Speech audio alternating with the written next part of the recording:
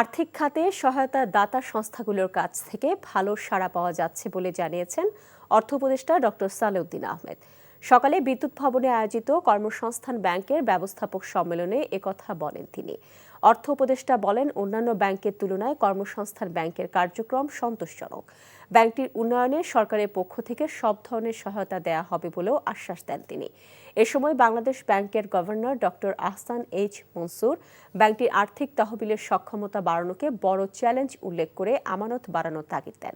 এছাড়া জনবল সংকট কাটাতে ডিজিটাইজেশনের ওপরও গুরুত্ব আরোপ করেন তিনি। অনুষ্ঠানে নারীর আর্থিক ক্ষমতায়নে চেক বিতরণের মাধ্যমে কর্মসংস্থান ব্যাংকের নতুন ঋণ কর্মসূচি সঞ্চিতার শুভ উদ্বোধন করা হয়। এর মাধ্যমে শিক্ষিত বেকার নারীরা স্বল্প সুদে ঋণ নিতে পারবেন।